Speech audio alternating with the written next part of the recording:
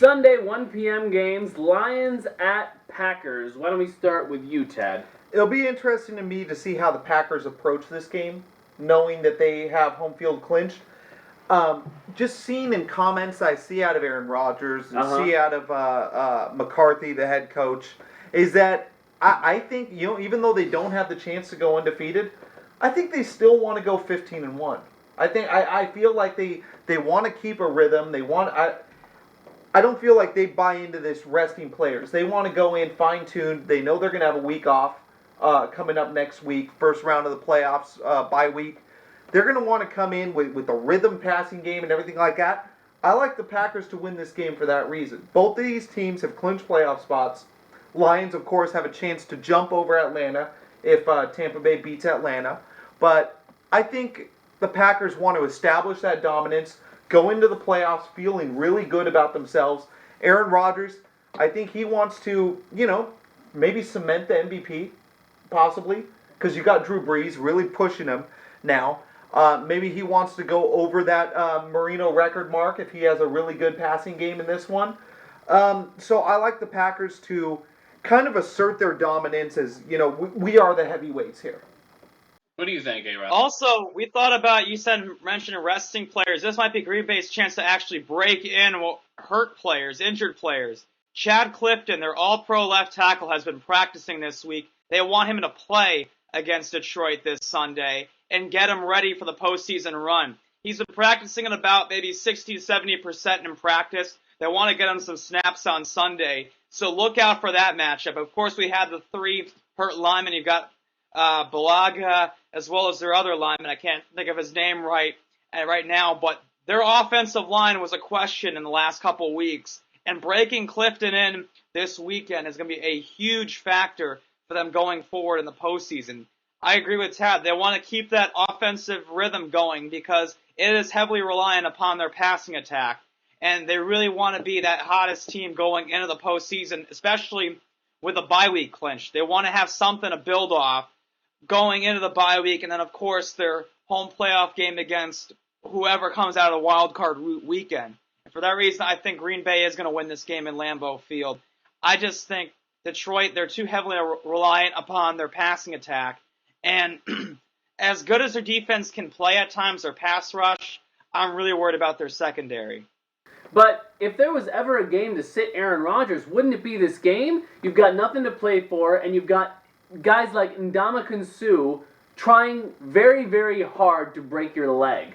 Is there a better time? I mean, against this defensive line? I think it's more important to keep up the rhythm of your passing game. I really do. Worth the risk. Yeah. Okay. It's talked about so many times. You can get hurt walking across the street. Of course, You're more likely to get hurt in an NFL game with gigantic men trying to kill you. Slightly. You're more likely than that than in your everyday stuff. But they do this every week anyway. We've had people hurt themselves untouched in NFL games. Just sure. Yeah. Pull your hamstring, whatever. Yeah. So I think it's super important to go out and establish your rhythm, cement your MVP. Because that's a team reward and everything like that with the season that Aaron Rodgers is having. I like them to play, and I like them to play hard pretty much the whole way. I think if Aaron Rodgers does sit, it'll be late third quarter or early fourth if Green Bay has a big enough lead. Otherwise, he's playing the whole way.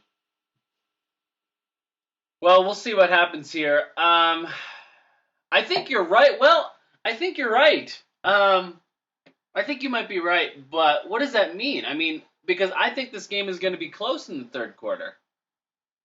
Right? So I probably think so too, which is why I see him going the entire 60 minutes of this game. I see the Green Bay winning this one probably by a couple touchdowns because both these teams will keep going back and forth down the field with their passing attack. I just think Detroit, the way they've been playing, winning these close games like the Oakland game, I think Green Bay is too much for these guys in the end. I'm going to take Detroit. Detroit is hot right now. They're hot. Right? I guess so. There's a bit of a resurgence going on. They had a tough middle of the season. The passing attack is starting to go. Yeah. I think that the wind got taken out of the undefeated Packers' sails. I think that It's tough for me. If I was running this team, I might sit the guys. I mean, I know the rhythm is important, but I also kind of feel like there isn't one right now. I know that Aaron Rodgers threw 5 touchdowns last week, but they're out of rhythm because of that KC game. I mean, that was only 2 games ago, right? And Greg Jennings isn't there, so I don't know how much rhythm you're going to find anyway. Jordy Nelson, James Jones, Sure. he's got a pair of touchdowns. Listen, Finley got involved. Finley. Listen, I know they're stacked, right? Randall Cobb's making plays all year. Well, you know, He's not an making elite receiver, some but he's plays making sometimes. plays all. He is, and you know he's the return guy, absolutely.